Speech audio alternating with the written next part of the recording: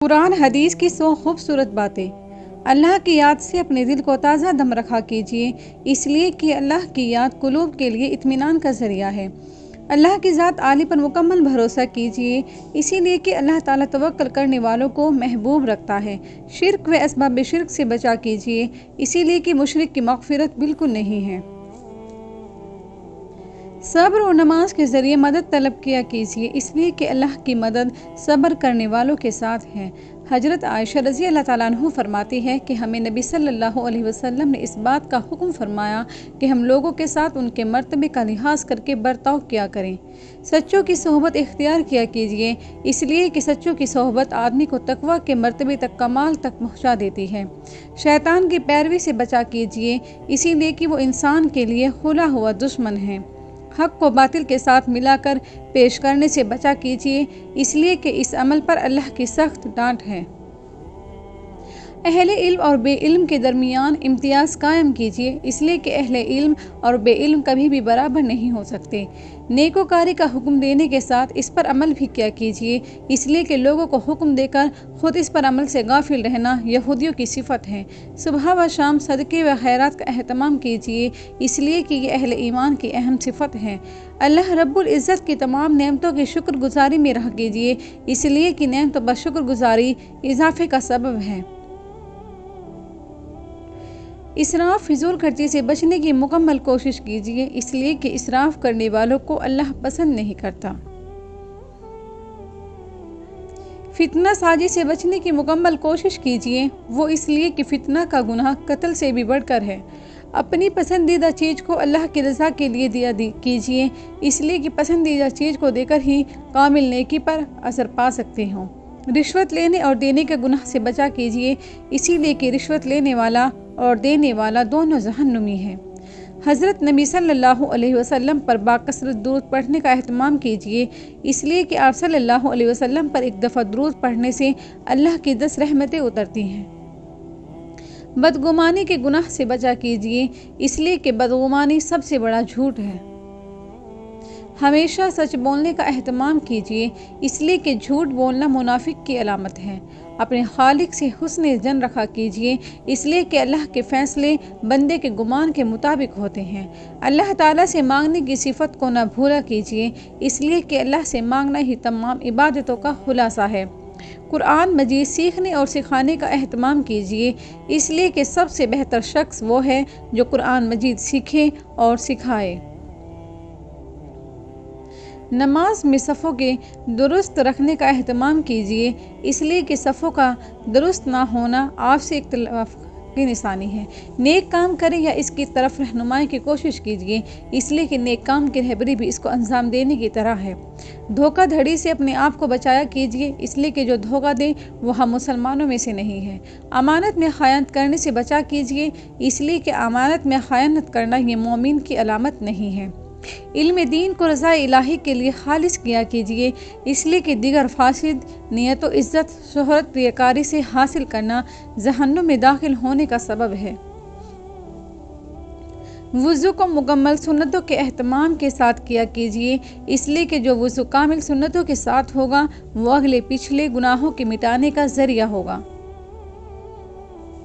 والد کی دعائیں ہمیشہ لیا کیجیے، اس لیے کہ والد کی دعا اولاد کے حق میں قبول ہوتی ہے۔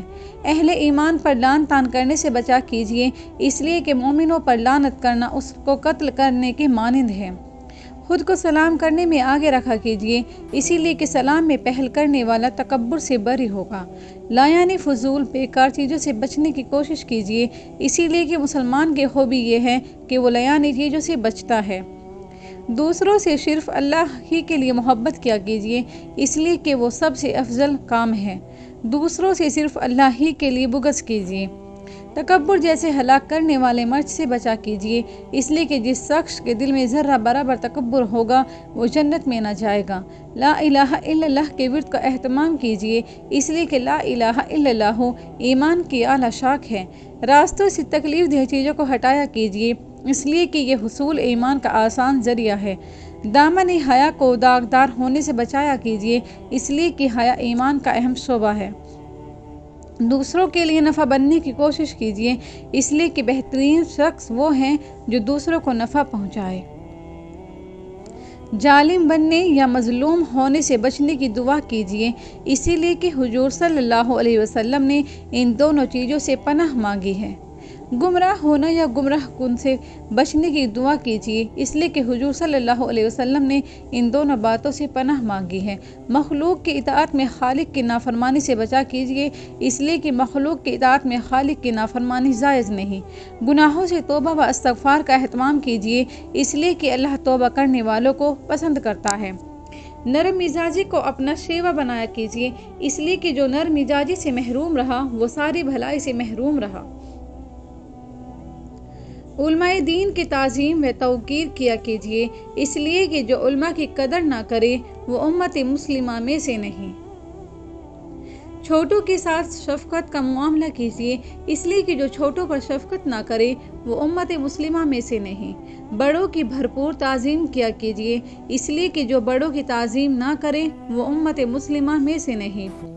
اپنی اولاد کی دینی تربیت کی فکر کیجیے، اس لیے کہ والد کی طرف سے اس کے اولاد کے لیے دینی تربیت سے بڑھ کر کوئی تحفہ نہیں۔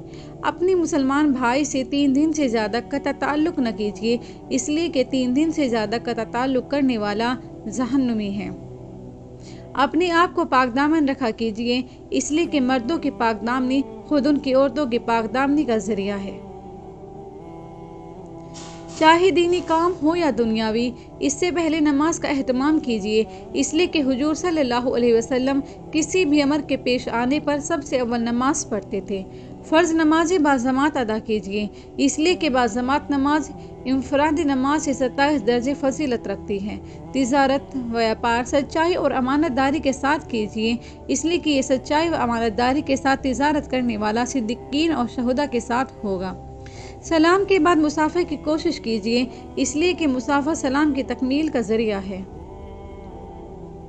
اپنے بھائیوں کی زائد ضرورتوں کو پورا کرنے کی کوشش کیجیے، اسی لیے کہ جو اپنے بھائی کی ضرورت پورا کرے گا اللہ اس کی زائد ضرورتوں کو پورا کرے گا۔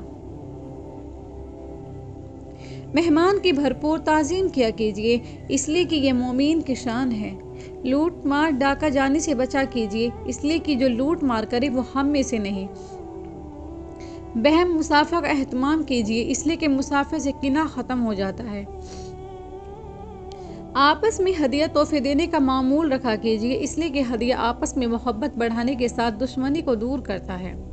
حسد جیسی ہلاک کرنے والے مرض سے بچا کیجیے، اسی لیے کہ حسد یہ دین کو برباد کر دیتا ہے۔ دھوکہ بازی کرنے سے بچا کیجیے، اس لیے کہ دھوکے باز جنت میں داخل نہ ہوگا۔ صفت بخل سے بچنے کی کوشش کیجیے، اس لیے کہ بخیل جنت میں داخل نہ ہوگا۔ احسان جتانے کی مذموم صفت سے بچا کیجیے، اسی لیے کہ احسان جتانے والا جنت میں داخل نہ ہوگا۔ فقراء غریب سے محبت اور ان کے ساتھ ہمنشینی اختیار کیجیے، اسی لیے کہ حضور صلی اللہ علیہ وسلم نے ان سے محبت اور ہمنشینی کی ترغیب دی ہے۔ عربوں سے دل سے محبت کیا کیجیے، اس لیے کہ حضور صلی اللہ علیہ وسلم نے اس کی ترغیب دی ہے۔ مؤذن کی بدتمیزی کرنے سے بچا کیجیے، اس لیے کہ مؤذن قیامت کے دن زیادہ لمبی گردن والے ہوں گے۔ دین قائم کو اسلام مانا کیجیے، اسی لیے کہ وہ حلاوت ایمان کے ملنے کا سبب ہے۔ نبی صلی اللہ علیہ وسلم کو سچا رسول مانا کیجیے، اسی لیے کہ وہ بھی حلاوت ایمان کے حصول کا وسیلہ ہے۔ قتل مومنین کے جرم عظیم سے بچا کیجیے، اس لیے کہ قتل مومنین اللہ کے نزدیک ساری دنیا کے ختم ہو جانے سے بڑھ کر ہے۔ بیماروں سے دعا کی درخواست کیا کیجیے، اسی لیے کہ بیماروں کی دعا فرشتوں کی طرح قبول ہوتی ہے۔ کسی بھی کام سے پہلے انشاءاللہ کہا کیجیے، اسی لیے کہ اللہ کی مشیت کے بغیر کوئی کام نہیں ہوتا۔ اچھی باتوں کا حکم اور بری باتوں سے روکا کیجیے، اس لیے کہ یہ امت مسلمہ کی امتیازی خصوصیت ہے۔ اللہ کے گھروں کو آباد کیا کیجیے، اسی لیے کہ مساجد کو آباد کرنا اہل ایمان کی ذمہ داری ہے۔ اذان و اقامت کے درمیان دعا کا معمول بنایا کیجیے، اسی لیے کہ اذان و اقامت کے درمیان کی جانے دعا قبول ہوتی ہے۔ حسن خاتمے کے لیے دعا کیا کیجیے، اسی لیے کہ زندگی کے تمام اعمال کا اعتبار عمدہ خاتمہ پر ہے۔ اپنے اعمال میں اخلاص پیدا کیجیے، اسی لیے کہ اخلاص ہی قبولیت اعمال کی روح ہے۔ پوشیدہ طور پر صدقہ دینے کی کوشش کیجیے، اس لیے کہ پوشیدہ صدقہ کرنا اللہ کے غصے کو ٹھنڈا کرتا ہے۔ پرہیزگاری، مخلوق سے بے نیازی، گمنامی صفات کو اختیار کیا کیجیے، اس لیے کہ اللہ ان صفات کے حامل بندے کو پسند فرماتا ہے۔ نماز مسواک کر کے پڑھنے کی کوشش کیجیے، اسی لیے کہ مسواک کر کے پڑھی جانے والی نماز بغیر مسواک کے ادا کی جانے والی 70 رکعتیں پڑھنے سے افضل ہے۔ ہر اچھی بات کو 3 دفعہ کہنے کا اہتمام کیجیے، اسی لیے کہ نبی کریم صلی اللہ علیہ وسلم اس کا اہتمام فرماتے تھے تاکہ مخاطبین سننے والا بات کو اچھی طرح سمجھ جائے۔ کتمان علم کے ظلم سے بچا کیجیے، اسی لیے کہ بروز قیامت کتمان علم کرنے والے کے منہ میں آگ لگا دی جائے گی۔ گناہ ہوتے ہی فوری توبہ کر لیا کیجیے، اسی لیے کہ بہترین شخص وہی ہے جو گناہ کے ساتھ ہی توبہ کر لے۔ اللہ کے قادر مطلق ہونے کا یقین کیجیے، اسی لیے کہ اللہ ہر چیز پر قدرت رکھتا ہے۔ نیک کاموں میں نیت درست رکھا کیجیے، اسی لیے کہ سارے اعمال نیت کے مطابق قبول ہوتے ہیں۔ دوسروں پر رحم و کرم کا رویہ برتا کیجیے، اسی لیے کہ اللہ اس شخص پر رحم نہیں کرتا جو لوگوں پر رحم نہ کرے۔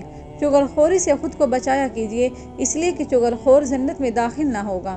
رشتہ توڑنے سے بچا کیجیے، اس لیے کہ رشتہ توڑنے والا جنت میں داخل نہ ہوگا۔ ظلم کرنے سے خود کو دور رکھا کیجیے، اسی لیے کہ ظلم روز قیامت اندھیروں کی صورت میں ہوگا۔ اعمال صالح مختصر ہی ہو مگر پابندی سے کیا کیجیے، اسی لیے کہ اللہ کے یہاں پسندیدہ عمل وہی ہے جو پابندی سے کیا جائے، اگرچہ مقدار میں تھوڑا ہی کیوں نہ ہو۔